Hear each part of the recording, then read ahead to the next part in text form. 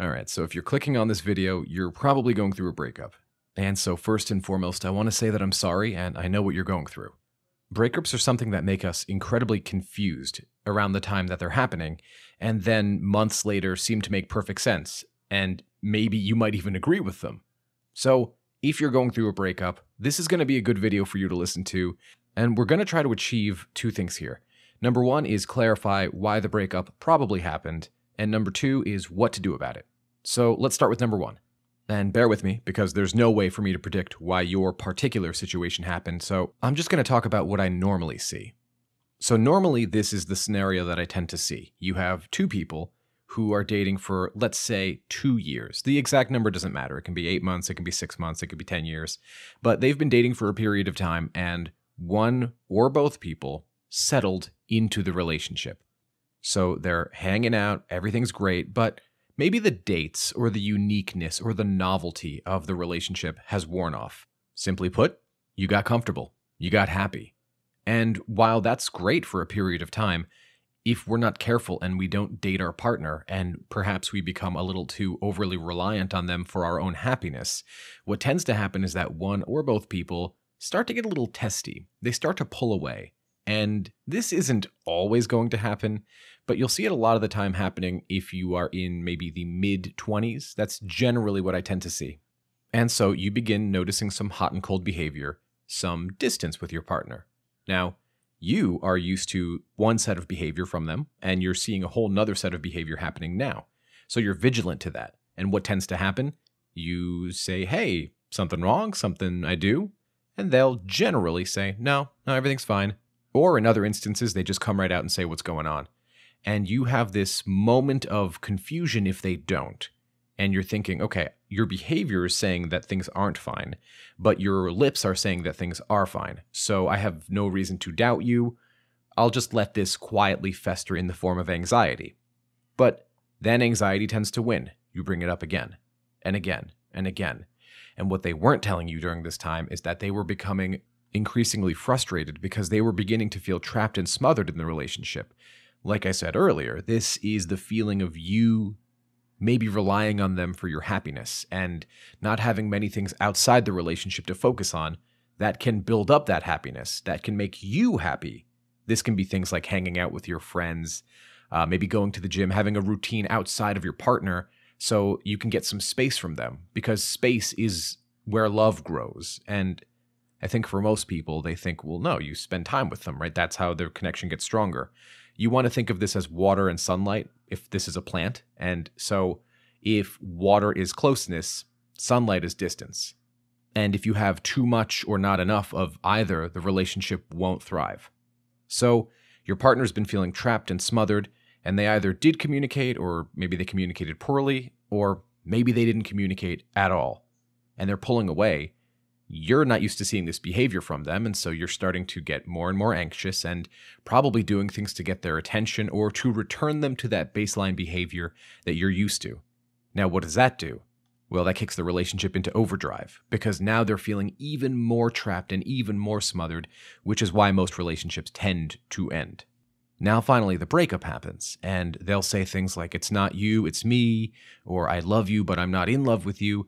All of these weird things that don't seem to make any sense. And what does the dumpee, the person who's been dumped, tend to do? Well, now they read into the exact words that their now ex said to them during the breakup.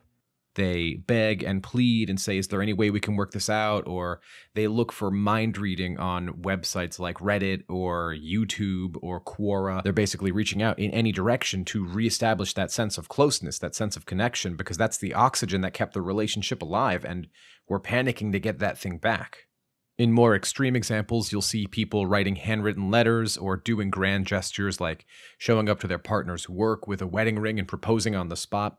These types of things tend to make the breakup even worse, and so I would recommend not doing them if that's something you were thinking about doing. Now, that's why a breakup tends to happen. So part 2 was, what can we do about it, right? And the answer is, at least initially, nothing. And trust me, I know what you're thinking. What the hell, dude? A waste of a click. Why did I bother watching this video? But when I say nothing, it's because I want you to consider what I just described in the first half. And if your situation is different, do me a favor and leave a comment down below, and I'll get to that comment.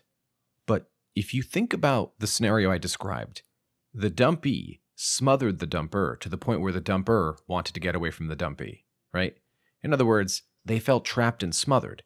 And after a breakup, you want them back. I get that. But how is trapping them and smothering them even more going to help, right? It's like pouring gasoline on a fire.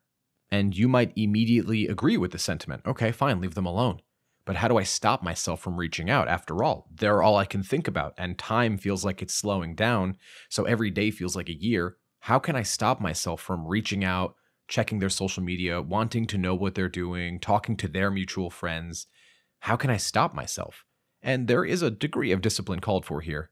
But the best thing that I've always found, and I think the answer that people have gotten tired of hearing, is the most truthful one, which is to work on yourself. Because what this does is a few things.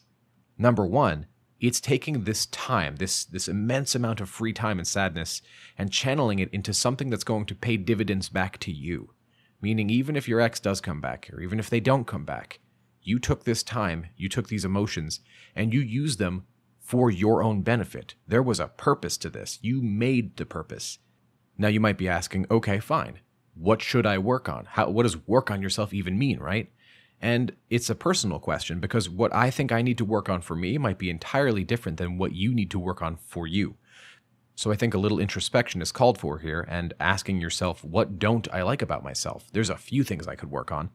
Generally speaking, there are some obvious ones that tend to stand out. Things like going to the gym, talking with a mental health therapist, right? Taking basic care of your social needs, your monetary needs, your religious needs, your spiritual needs, etc.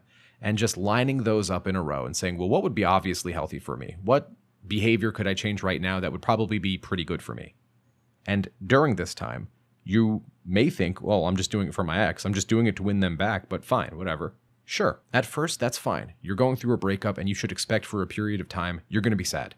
But as you grow and as you work on yourself, it becomes intrinsic because you begin noticing the actual progress. I don't think any reasonable argument against working on yourself can ever really be made, so I think it's always a safe thing to do. And in regards to no contact, let me be blunt with you. There's a lot of really, really toxic advice on YouTube and on the internet in general when it comes to breakups. There are some people who think that you need to play games with your ex. There's some people who think you need to ignore your ex. So I like to put out advice challenging that and trying to make relationships better as a whole, whether you're with the person or not, because let's face it, this is not the last relationship you're ever going to be in the event that they don't come back. But you do want this person back, and you want them back in such a way where it's healthy and it will last. And so the best possible thing you can do is communicate openly and listen once they've communicated. And if they're breaking up with you, it means I need some space from you right now. I am pushing you away. I'm pushing the relationship away. So giving them time to miss you, giving them time to think about what life is going to be like without you, that's the best thing you can do. The main reason that people don't tend to like no contact is because it makes them feel powerless. It makes them feel like, but if I'm not talking to them, they'll forget me. If I'm not talking to them, I can't convince them that this is a bad idea. But we're not playing a game of logic, and this isn't a courtroom where the best, most logical argument wins. This is people's emotions, and emotions need time, and time is always on the dumpee's side, every time. Because how you feel after a breakup immediately is really bad. And then what happens? Time goes by, you start to feel better. The dumper, they feel a lot better right away because the burden is off their shoulders. But after some time, they get to see the consequence of their choices.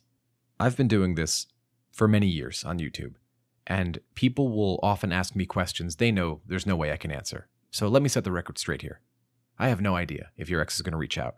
You know that, I know that, but what you also know is that nobody knows if and when they're going to reach out.